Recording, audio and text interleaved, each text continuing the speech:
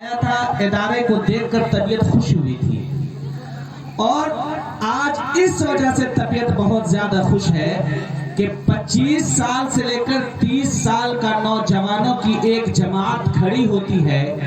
और एक educational and welfare trust की बुनियाद रख देती है। आप ये समझते होंगे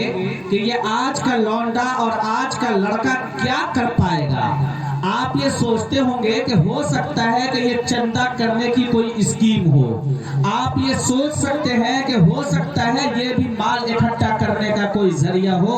लेकिन याद रखिएगा, जब इमारत शरिया के बानी हजरत मौलाना अबुल महासिन मोहम्मद सज्जाद रहमतुल्लाहि अलैह ने इमारत शरिया की बुनियाद डाली थी, उस वक्त भी लोगों ने उसके खिलाफ आवाज उठाया था। उस वक्त भी लोगों ने कहा था कि ये मौलवी दो रोटी जमा करने के लिए इमारत शरिया की बुनियाद रख रहा है। जिस वक्त हजरत मौलाना इलियास कांधलवी रहमतुल्लाहि अलैह ने तबलीगी जमात का नक्शा तैयार किया और देहात देहात में तबलीगी जमात को भेजना शुरू किया, तो कुछ लोग खड़े हुए एतराज करने लगे कि आखिर क्या वजह है कि एक नई जमात की बुनियाद रखी जा रही है। लेकिन आज यही जमात गांव के, देहात के, गली गली और कूचे कूचे में फैल चुकी है। और वही इमारत शरिया कि जब उसकी बुनियाद रखी जा रही थी तो एतराज किया जा रहा था, लेकिन आज उसी इमारत शरिया की शाख हर उस गांव में पहुंची हुई है जहां कोई भी बंदा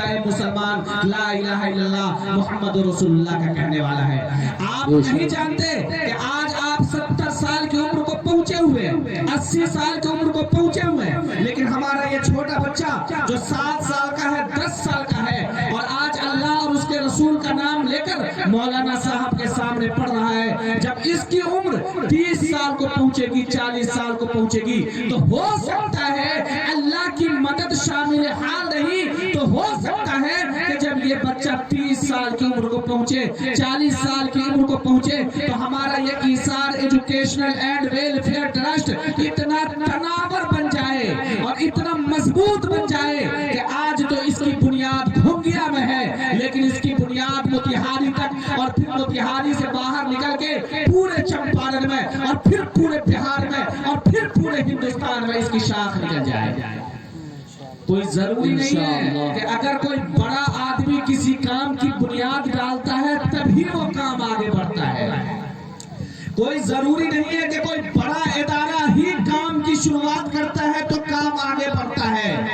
अल्लाह रब्बुल इज्जत दिल को देखते हैं। आज हम लोगों की आदत क्या है कि दूसरों के दिल पर बहुत जल्द शक करने लगते हैं, बहुत जल्द शुबहा करने लगते हैं कि आखिर इसने ये काम शुरू किया तो क्यों किया। हम उसके पीछे पड़ जाते हैं, पांव पकड़कर खींचना शुरू कर देते हैं। अल्लाह के बंदो, अगर ये घोंगिया का ये एजुकेशनल एंड वेलफेयर ट्रस्ट कामयाब होता है तो क्या सबसे पहले फायदा घोंगिया के मुसलमानों को नहीं होगा? क्या इसका फायदा पटना के मुसलमानों को होगा, हाजीपुर के मुसलमानों को होगा? नहीं नहीं, बल्कि सबसे ज्यादा फायदा घोंगिया के मुसलमानों का होगा। सोचिए, आपके ये छोटे छोटे बच्चे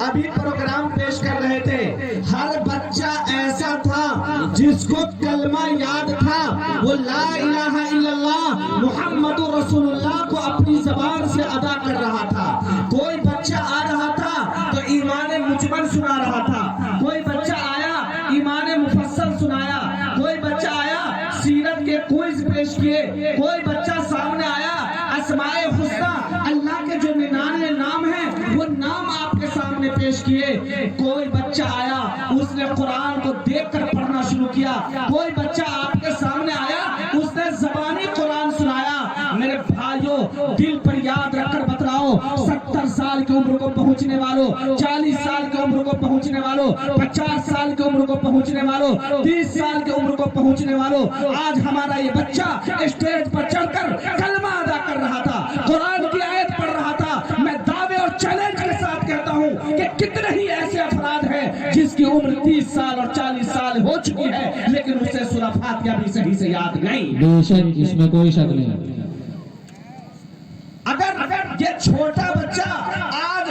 सूरह फातिहा पढ़ रहा है, सूरत की अदायगी कर रहा है, کلمہ پڑھ رہا ہے تو کیا یہ بوریا پر بیٹھ کر 2000 4000 روپیہ کے بدلے آپ کے بچوں کی آخرت بنانے والے یہ امام صاحب مولوی صاحب کی دین نہیں ہے؟ کون انکار کر سکتا ہے اس بات سے کہ آج ہمارا یہ بچہ چور بن سکتا تھا، اچکا بن سکتا تھا، لٹیرا بن سکتا تھا، گاؤں گلی میں جا کر گولی گولی کھیل سکتا تھا، دوسروں کو گالی دے سکتا تھا، لیکن ہم نے اپنے بچوں کو حوالے کیا مولانا صاحب کے، ہم نے اپنے بچوں کو حوالے کر دیا امام صاحب کے۔ نتیجہ کیا ہوا؟ نتیجہ یہ ہوا کہ ہمارا بچہ آج کلمہ پڑھنے والا ہو گیا، ہمارا بچہ آج کلمہ پڑھنے والا ہو گیا، ہمارا بچہ آج قرآن پڑھنے والا ہو گیا، ہمارا بچہ آج اس طرح کا پروگرام پیش کیا کہ ہماری طبیعت خوش ہو گئی۔ میں نے ابھی تقریر شروع نہیں کی ہے، آپ بھاگیے گا نہیں، میں ابھی پروگرام کا خاکہ پیش کر رہا تھا کہ ایثار ایجوکیشنل اینڈ ویلفیئر ٹرسٹ کا مقصد